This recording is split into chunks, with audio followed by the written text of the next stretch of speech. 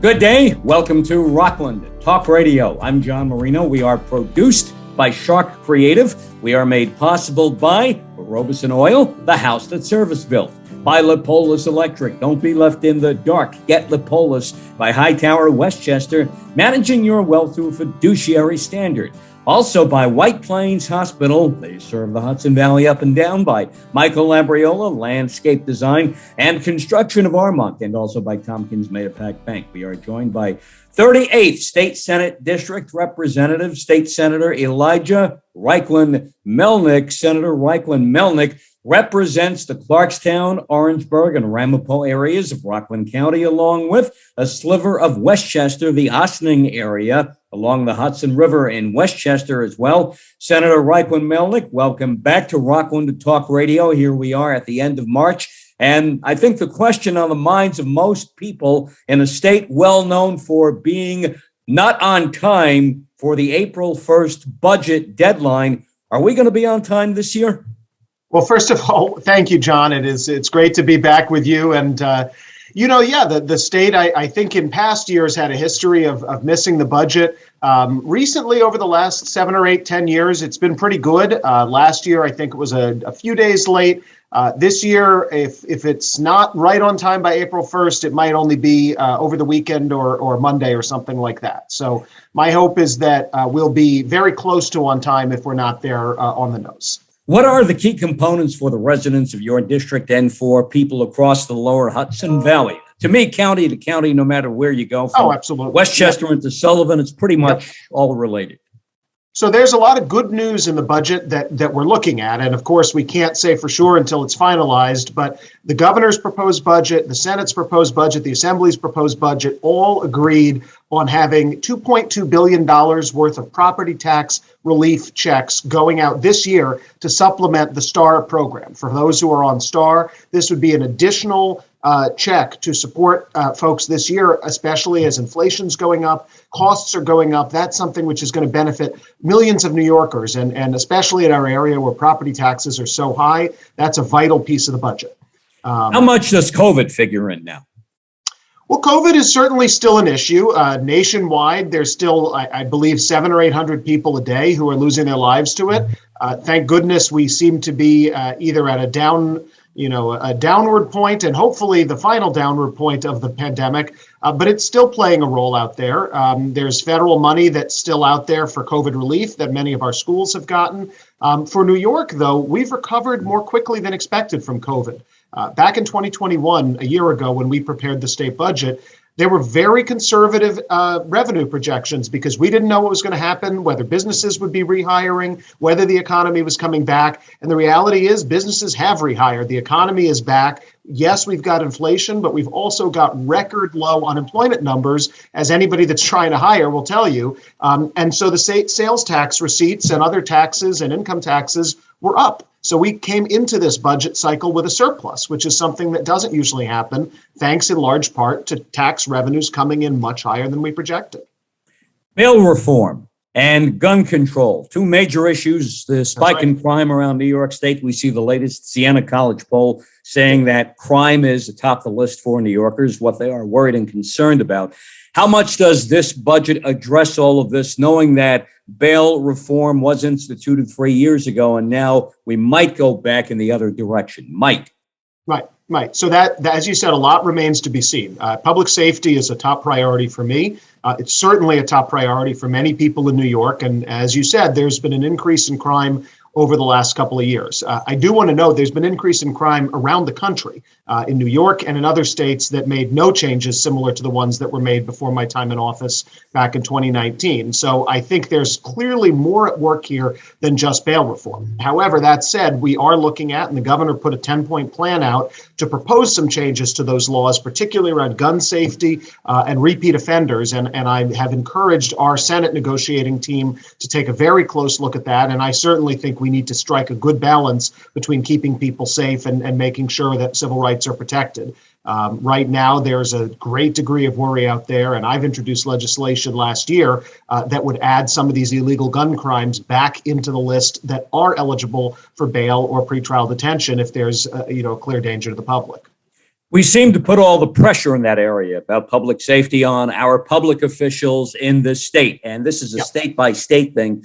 Could the federal government do more to alleviate what's happening with bail reform and maybe find a happy medium, more to make us, and I know we have the toughest gun control laws in this country, make these laws even tougher too? To me, they can never be too tough. No, yes, a lot of this is a federal problem, because when I've talked to law enforcement professionals in our area, police chiefs, sheriffs, DAs, and others, they will all say that when they're recovering guns, if they're illegal guns, they're not coming from New York. We have very good gun safety laws in New York, which we are working to strengthen where we can. The federal government has completely washed its hand of this issue and stepped back. They have taken no significant actions, even after shootings like Sandy Hook and Parkland and the Las Vegas shooting and all of these others that have killed, so many people. They aren't acting. And so guns come up here from other states that have loose gun laws, and then we are stuck paying the consequences of that. And so I hope the federal government does,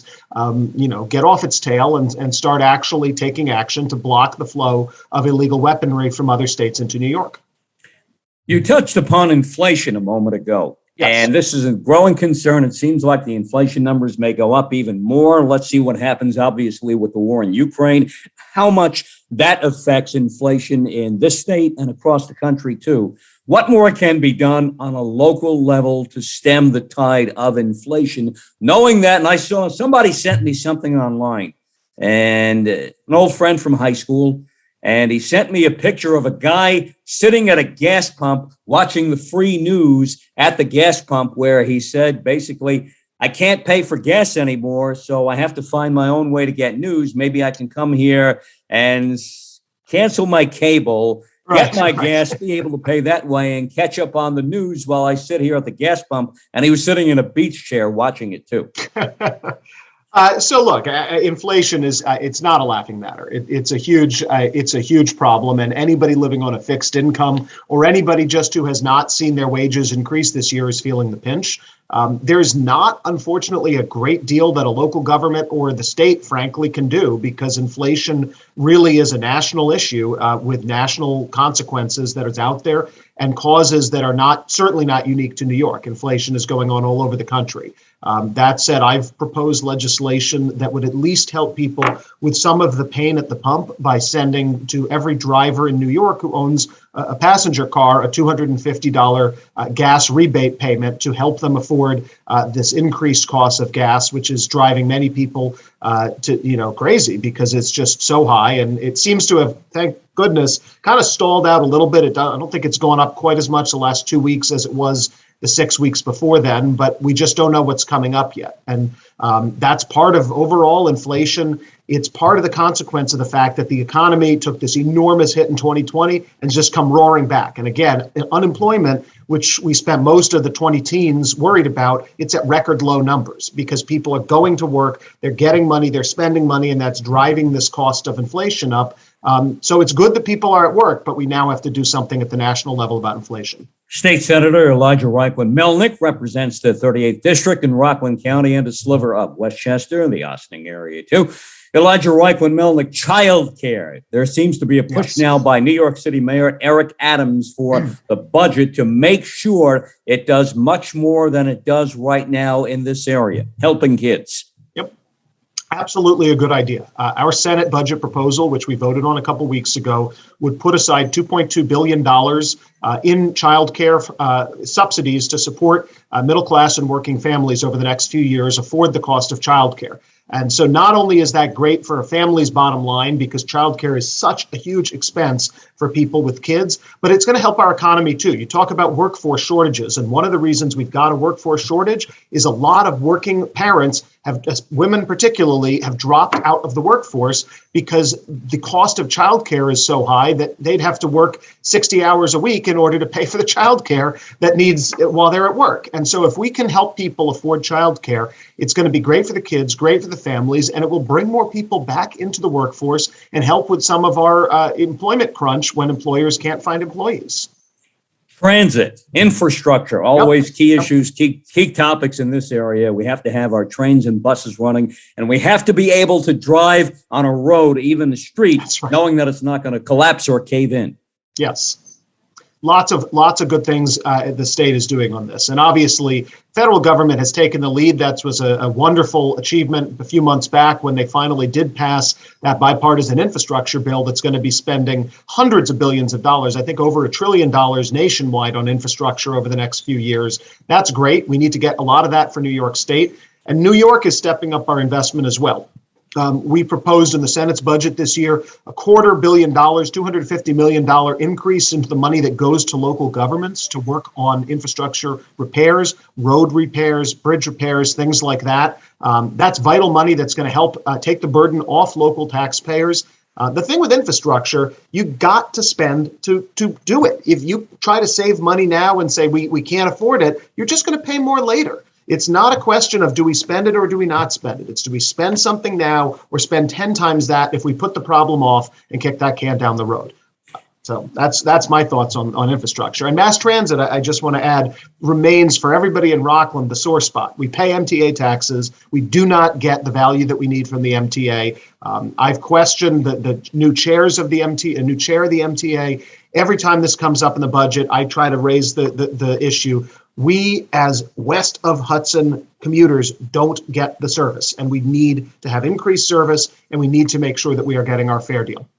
Basically, you have one line that passes through the Port Jervis line, right? Well, we've got Port Jervis and then the Pascack line up to Pascack Valley line too. Yeah. Well, we got two. So Nanuet, Pearl River, and Spring Valley on the one, and then Suffern and Hilburn over on the west end of the county on the other one. But either way, 5 stations for a county of over 300,000 people. Westchester's 3 times our size, but they have 43 commuter rail stations. So the folks I represent in Ossining and Briarcliff have pretty good options, and that's great for them. And it's important that the people that I represent in Rockland should be able to get that same kind of service. Now, you've gotten together with Assemblywoman Sandy Galef, who represents northern Westchester and Putnam County. She has done so for a long time. You've gotten together with Sandy to make sure this budget, and you're working with the Hudson River Keeper and other environmental groups in the area to make sure this budget addresses the environment the way that New York State has for a good 40 years now taken care of the environment as best as possible, and yet we can do more. We can. I mean, the Hudson Valley was the birthplace of the modern environmental movement that grew up because we had this beautiful asset here, the Hudson River, that was so polluted and so dirty that it was driving people away from the riverbanks. And over the last 50 years, we have cleaned up that river. It is an asset again for all of us. It drives up our property values. It's one of the things that I love living in this area because we do take care not just of the Hudson River, but of our other environmental assets, our parks and our waterways. And there are so many parks out there that are great for people in Rockland and Westchester to use. So the budget that we're proposing this year makes major investments in the Environmental Protection Fund, which supports so many of these programs. It makes major investments and proposes a groundbreaking amount of funding in an Environmental Bond Act, which a bond act means we're borrowing, and so it will go before voters for approval in November. The exact dollar amount of that proposed bond is still being discussed, but it's going to be in excess of $4 billion, we hope. And that's money that over the next decade or more will be spent on adapting our economy for green, sustainable energy sources, protecting our watersheds, protecting the clean water, open space, flood mitigation. We've seen these storms, Hurricane Ida last year, Hurricane Isaias the year before, a couple of years back, that have devastated our region, flooded a lot of people, and we know we need to spend money to protect ourselves from that changing climate and make sure that we don't see even more of that in the future. Just a few days ago, you held an event where you honored a number of area female business leaders with the Empire Business Award. Tell us about that. Well, so the Empire Award is a great award that's available to the Senate to give out to people who are in business, who go above and beyond, who don't just open a business, make a buck, go home every night. And of course, God bless. There's nothing wrong with doing that. That is what business is about fundamentally. However, many people go above and beyond, and they give back to the community, whether through supporting local charities, whether through making meals for first responders, giving discounts for teachers, for nurses, things like that. And so these 3 businesses we recognized, one in Sloatsburg, one in Tapan, and one in Briarcliff, Briarcliff really are doing that. They're giving back, they're going above and beyond and supporting the community. And we were very happy to do that with the Village Blend Coffee in Sloatsburg and Mimi's Plate in Tapan and Holbrook Cottage in Briarcliff. And these are great women-owned businesses. March is Women's History Month. We wanted to recognize the women out there who are in business that are giving back to our community. Governor Hochul, we know, is a Buffalo Bills fan. She's from the Buffalo area. Yet do the Bills need a new taxpayer-funded $850 million coming out of the state tax coffers to pay for a new stadium? I don't think so. I guess I will clarify I think the proposal is $600 million from the state, $250 from Erie County, where the Bills are located. Regardless, whether it's $600 or $850, is not something I think we should be spending our tax dollars on. The NFL makes an awful lot of money. In case folks hadn't noticed, the owner of the Bills is a very rich guy. I would certainly think that he could fund the stadium himself, or if he needs help from taxpayers, go to the folks in Buffalo who are going to be watching the games. I don't plan to drive to Buffalo for a Bills game. He owns a hockey team, too, the Sabres. Yes, that's right. Terry Pagula. So yes, we know he's a man of means. No doubt. He is a man of means. He can afford it. And there are a lot of other things that we've talked about, whether it's childcare or infrastructure or any of these other programs, education, which we didn't touch on, pre-K, that could use that funding better than subsidizing a very wealthy owner to continue to make even more money. Tell us about education in the state budget. Well, education, I'm a former teacher, and so education has always been near and dear to my heart. And over the last year, and now going into this year, we've made a record-breaking investment in our public schools in New York. Over last year, $1.4 billion. This year, the proposal for more than that. That's money that helps finally bring parity to our school districts all around the state, so that the quality of the education you get should not matter as much based on what zip code you're in or what district you're in, but just being in New York State. And not only does it help kids, it helps taxpayers. Because last year, when we made this investment in our local schools, most of the districts in Rockland County responded by doing a 0% property tax increase because they didn't need to ask local folks for more money. They got it from the state.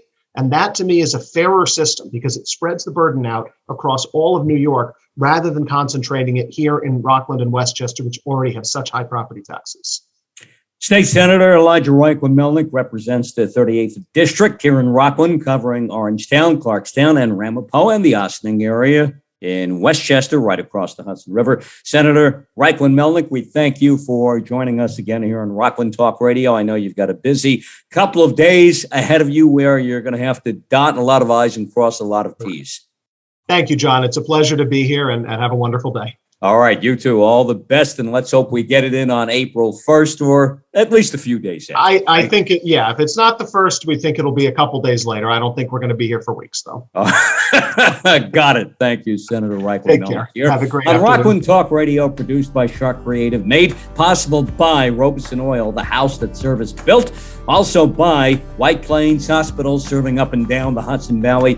Lipolis Electric, don't be left in the dark. Get Lipolis by Hightower Westchester, managing your wealth to a fiduciary standard. By Michael Labriola, landscape design and construction of Armont, and by Tompkins Mayo Pac Bank. Catch all of our Rockland, Westchester, Putnam, Dutchess, Orange, and Fairfield County Talk Radio programming on our YouTube channel, Sharc Creative YouTube